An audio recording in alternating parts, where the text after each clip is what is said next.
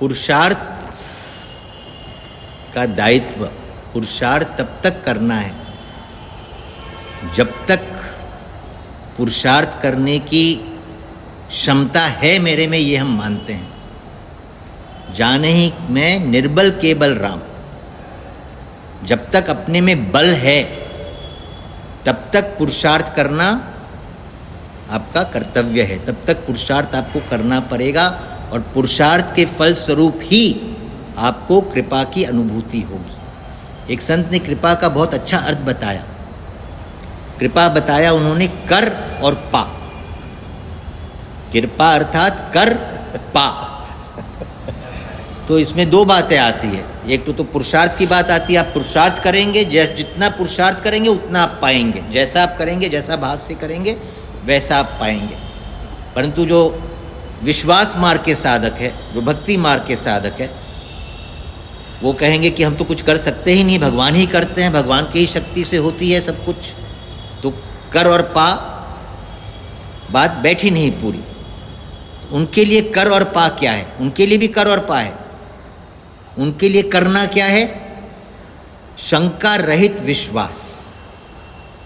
भक्ति मार्ग में साधन क्या है? विश्वास का। ज्ञान मार्ग में है विवेक का। संत कहते हैं दोनों को एक साथ, साधक के लिए दोनों को एक साथ नहीं मिलाना चाहिए। तो अगर हम अपने आप को भक्ति मार्ग के साधक मान रहे हैं तो हमारी विश्वास पूर्ण होनी चाहिए।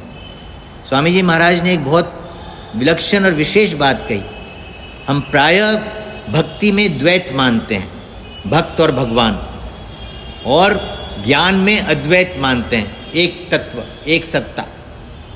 स्वामी जी महाराज ने कहा कि वास्तव में ज्ञान में द्वैत है।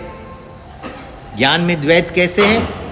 क्योंकि ज्ञान में सत्य और असत है, दोनों की सत्ता को लेकर आप भर रहे हैं। और भक्ति में वास्तविक अद्वैत है। भक्ति में वास्तविक अद्वैत क्या है? केवल एक भगवान ही है, वासुदेव सर्वम। तो दोनों बातों की माने विरोधाभास लग रहा है, विरोधाभास नहीं है। स्वामी जी महाराज ने साधन की दृष्टि से कहा, साधन की दृष्टि से ज्ञान में द्वैत है, साध्य में ज्ञान में अद्वैत है। भक्ति में साधन में अद्वैत है और साध्य में द्वैत है। भक्ति में अद्वैत के बाद द्वैत होता है और ज्ञान में द्वैत के बाद अद्वैत होता है। तो दोनों बातें बिल्कुल सही हैं।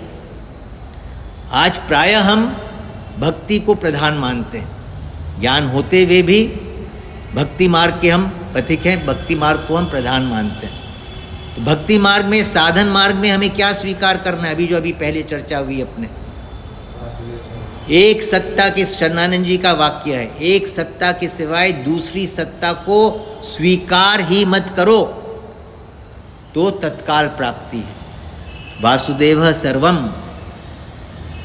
तो भगवान के सिवाय अगर आप किसी और को देख रहे हैं, दूसरी सत्ता को स्वीकार कर रहे हैं, तो आप निज द्वैत बना रहे हैं।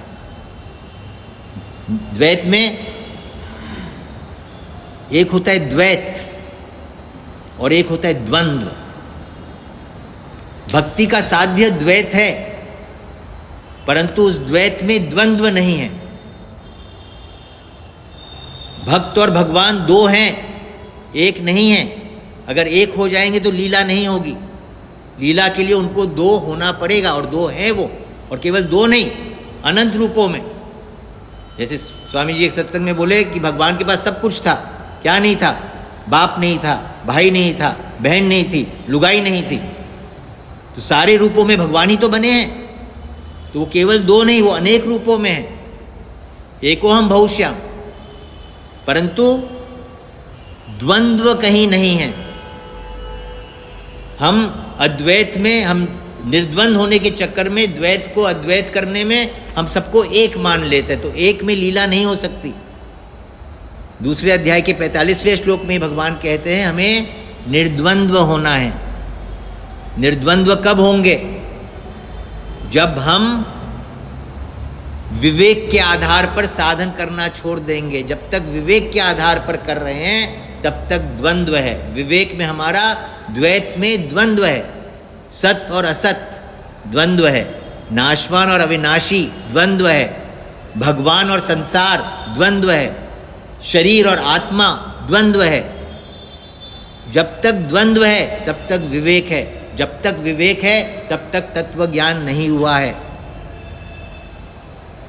निर्द्वंद जब होंगे तो संसार और भगवान एक है, शरीर और आत्मा एक है, नाशवान और अविनाशी एक है, जन्म और मृत्यु एक है, सुख और दुख एक है, रात और दिन एक है।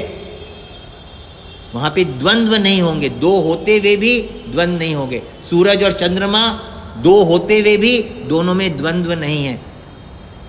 तो हमें द्वंद्व मिटाना है, द्वंद्व मिटाने से ही एकत्व होगा। आत्मीयता जिसके साथ होती है वहाँ पे प्रेम होता है। प्रेम में दो है, दो क्या अनेक है, परंतु भिन्नता नहीं है।